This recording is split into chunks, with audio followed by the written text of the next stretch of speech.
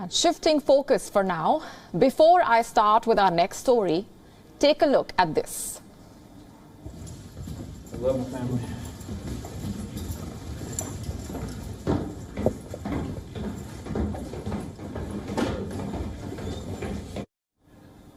That was US basketball star Brittney Griner after being sentenced to 9 years in prison in Russia. Griner is considered to be one of the best players in the world. She was detained in February at an airport near Moscow. This was when vape cartridges containing cannabis oil were found in her luggage. The Olympic winner had come to Russia to play basketball during the US off-season. And since then, she has been detained in Russia. Yesterday, a Russian court sentenced Griner to prison on drug charges. And now the attention is on a potential prisoner swap, one that could get Griner back home. The United States says a potential proposal has already been made to Russia. With her sentence pronounced, this is Griner's best chance to get free early. So let's break down the prisoner swap for you. What has the United States offered to Russia? One man, Viktor Bout. He is known as the Merchant of Death. The former Soviet military officer is currently serving a 25-year prison sentence in the US. Now, the future of 2 detained American citizens in Russia hinges on his release. For almost 2 decades, Bout became the world's most notorious arms dealer. He sold weapons to rogue states, to rebel groups and murderous warlords in Africa, Asia and South America. Prior to his arrest, he was one of the world's most wanted men. His story was so unbelievable, it even inspired a Hollywood thriller. And reports now suggest Bout could soon be swapped for 2 American citizens in Russia. American basketball player Brittney Griner and former US Marine Paul Whelan.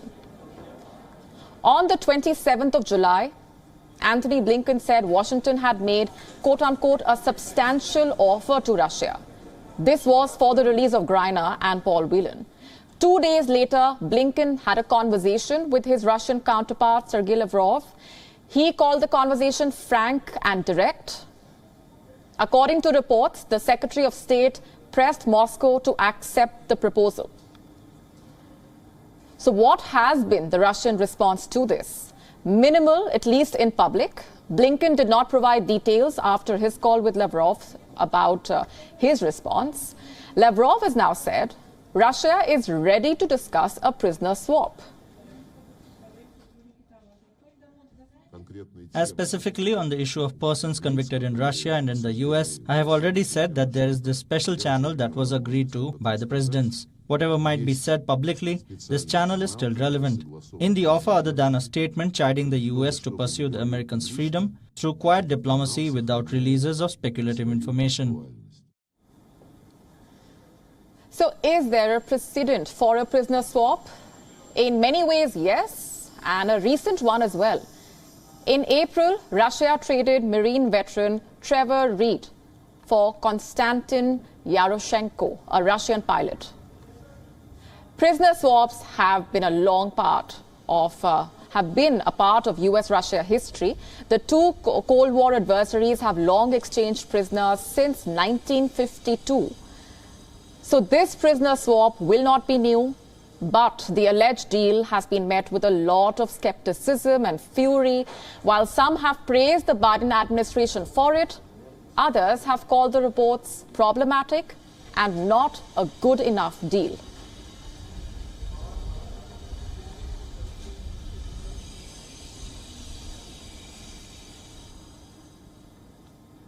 And with me on the broadcast this minute is Kadira Petegora, who is an international affairs expert with me from London. Thanks very much for being here with us. What do you make of this alleged prisoner swap deal and how it is expected to play out? Well, I think that what we're seeing here is really the emergence of a new world order that is actually a 2-world order where, each side is using every bit of leverage that it has against the other. And so the fact that we need these kind of prisoner swaps is really a harking back to a Cold War type of situation. If it can be done through the back channels, hopefully that would open up even more dialogue for the two sides. But I think that, of course, you're going to get critics of President Biden saying the deal wasn't good enough. And then you're going to get supporters saying that it was. But I think essentially what's important here is to understand that, we've really entered a new era here where these prisoner swaps are actually coming back in the way they were during the Cold War. And I think it's also relevant where the two countries are trying to win the hearts and minds of each other's populations. Gambhir, let me ask you, since you also mentioned the criticism that has come the way of U.S. President Joe Biden for the alleged deal, there has been a lot of criticism that he could have handled this in a better way, that this is not a good enough deal. What does this entire matter really tell you about the way he has dealt with this matter? Well, I think there would have been a lot of things on the table that we are not privy to. When it comes to these kind of negotiations, it's not purely, that we'll give you these two prisoners and you'll give us this prisoner. There's a lot of other geopolitical matters that are probably influenced by these, but in ways that we are not privy to. So it's very hard, I think, to criticize him. I think when you look at it's a high-profile U.S. person. They have, a lot of supporters and people back home who would be grateful for their return.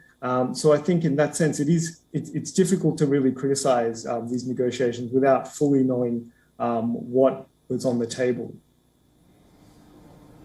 Gambhir, thanks very much for being here with us and helping us better understand the developments that have been coming in.